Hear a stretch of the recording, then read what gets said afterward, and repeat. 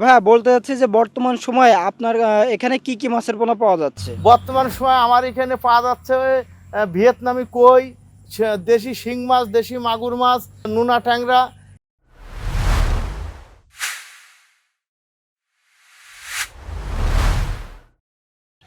আসসালামু আলাইকুম ভাইয়া। ওয়ালাইকুম আসসালাম। কেমন আছেন?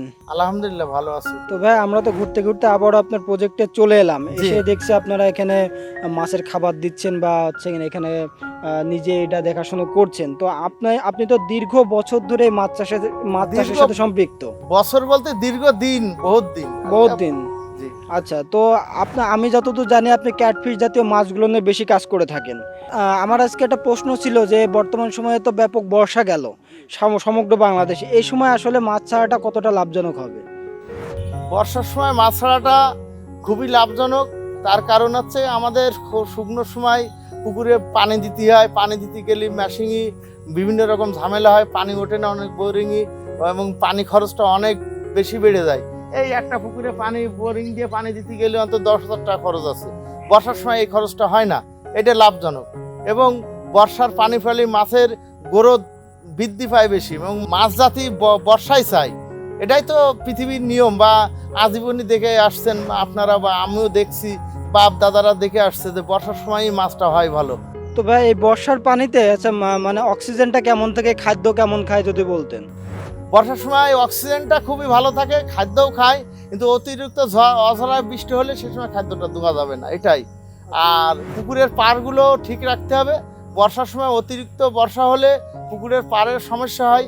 এই জন্য অনেক সময় দেখা যায় পাড় ভেঙে মাছ বেড়ে যাওয়ার হিসেব থাকে, মাছের গ্রোথ থাকে সবসময়। মাছ এদের যেদিকে পাড়ের নিচতা পাবে বা বেড়ে পানি ঢোকার লাইন পালেই বেড়ে যাওয়ার চিন্তা ভাবনা হবে। এইটা আপনারা সবসময় খেয়াল রাখবেন, এবং নেট দিয়ে ঘিরে রাখলে সবচেয়ে বেশি ভালো হয়। তো এই যে বর্ষার নেট সময়। দিয়ে ঘেরা, এটা তো বর্ষার মধ্যে সম্ভব না, এটা অবশ্যই আপনারা পূর্ব পরিকল্পনা মোতাবেক এটা করে জি থাকেন। জি জি। তো ভাইয়া বলতে চাচ্ছি যে বর্তমান সময়ে আপনার এখানে কি কি মাছের পোনা পাওয়া যাচ্ছে? বর্তমান সময় আমার এখানে পাওয়া যাচ্ছে ভিয়েতনামি কই, দেশি শিং মাছ, দেশি মাগুর মাছ, নোনা ট্যাংরা, চিতল, পাঙাশ, ভেটকি, তারপর বিলাক কাপ, পাবদা মাছটাও তো পাওয়া পাবদা যাচ্ছে। মাছটা পাওয়া যাচ্ছে। বিভিন্ন আরও জাতের মাছ আছে, সমস্ত মাছই পাওয়া যায়, কিন্তু বেশিরভাগই শিং, কই আর দেশি মাগুর, এই তিনটের চাষ আমি বেশি করি।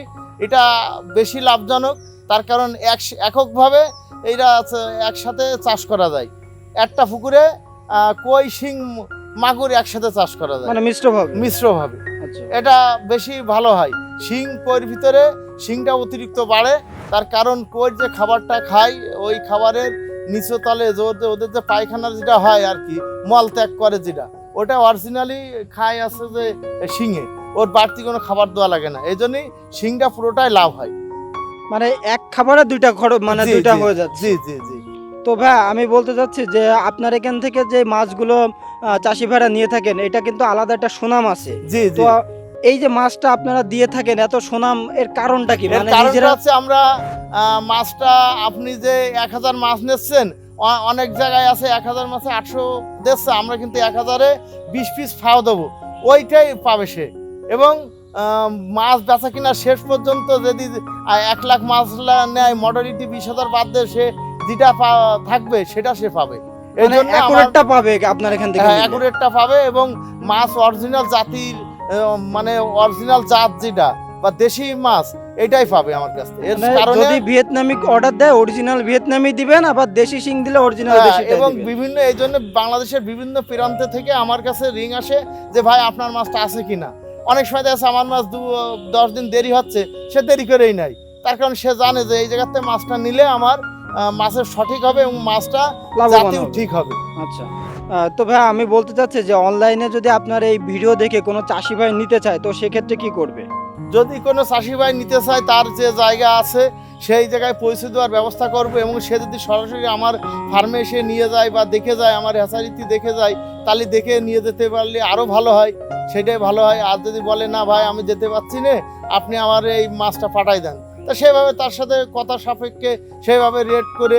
আর চারা মাছ আর কাঁচামালের রেট সবসময় উতল পাতল হয়, সবসময় একরকম থাকে না।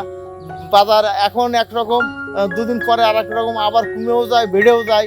এর কোনো নিশ্চয়তা নেই। যার জন্য ওই যে আপনার সাথে যোগাযোগ করে নিলে ভালো হয়। যোগাযোগ করে নিলে আমার নাম্বার, স্ক্রিনে নাম্বার দেওয়া আছে, এই নাম্বারে সরাসরি আমার সাথে যোগাযোগ করবে এবং পুকুর সম্বন্ধে তৈরি যত দরকার, পুকুর কিভাবে তৈরি করতে হবে, কখন কোন মাছের কিভাবে খেতে দিতে হবে, এসবগুলো সম্পর্কে জানা প্রয়োজন হলে আমার কাছে রিং করবে।